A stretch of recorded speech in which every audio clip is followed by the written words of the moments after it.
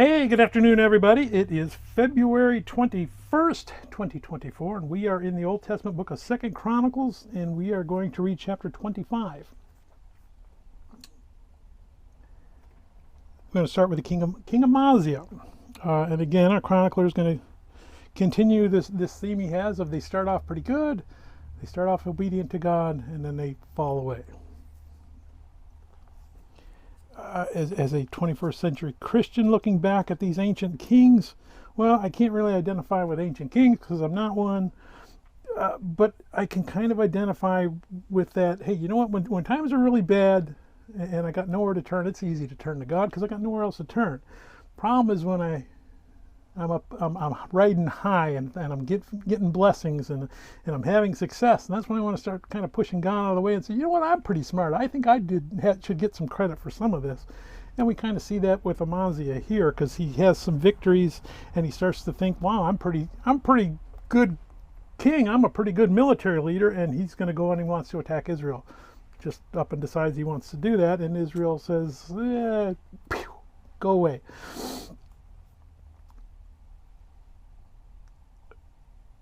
So let's go ahead and we're going to read 2 Chronicles, and again we're looking at that theme of obedience that turns to disobedience as we start to have more success. And we see that Judah is slowly moving to the point where God is going to say, hey, you know what, that's enough. You've had your chances. You know what's expected of you. You won't do it. I don't know how much longer you think I'm going to put up with this, but it's time for you to go into exile and learn some lessons. So let's go ahead and we're going to read 2 Chronicles chapter 25. Amaziah was 25 years old when he became king. He reigned 29 years in Jerusalem. His mother's name was Jehoiadan of Jerusalem, and he did what was right in the sight of the Lord, but not with a loyal heart. Now it happened, as soon as the kingdom was established for him, that he executed his servants who had murdered his father the king. However, he did not execute their children, but did as it was written in the law in the book of Moses, where the Lord commanded, saying, the fathers shall be put to death for the fathers shall not be put to death for their children, nor shall the children be put to death for their fathers, but a person shall die for his own sin. Moreover, Amaziah gathered Judah together and set over them captains of thousands and captains of hundreds according to their fathers' houses, throughout all Judah and Benjamin. And he numbered them from 20 years old and above, and found them to be 300,000 choice men able to go to war, who could handle spear and shield. He also hired 100,000 mighty men of valor from Israel for 100 talents of silver.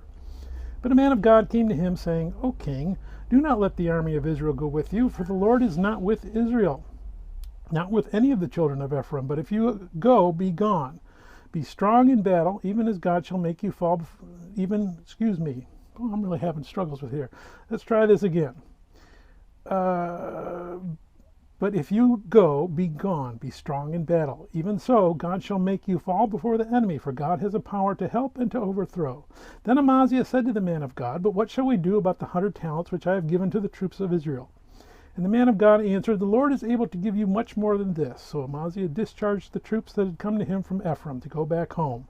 Therefore their anger was greatly aroused against Judah, and they returned home in great anger.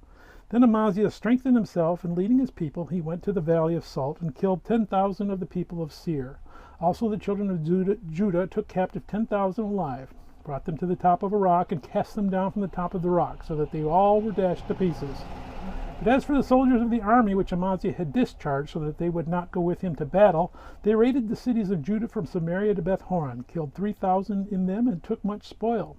Now it was so, after Amaziah came from the slaughter of the Edomites, that he brought the gods of the people of Seir, set them up to be his gods, and bowed down before them, and burned incense to them. Therefore the anger of the Lord was aroused against Amaziah, and he sent him a prophet, who said to him, why have you sought the gods of the people, which could not rescue their own people from your hand? So it was, as he talked with him, that the king said to him, have we made you the king's counselor? Cease! Why should you be killed? Then the prophet ceased and said, I know that God is determined to destroy you, because you have done this and have not heeded any advice.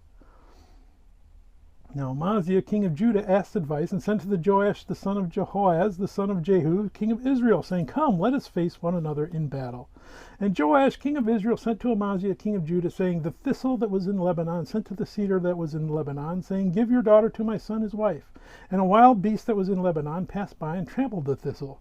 Indeed, you say that you have defeated the Edomites, and your heart is lifted up to boast. Stay at home now. Why should you meddle with trouble, that you should fall, you and Judah with you?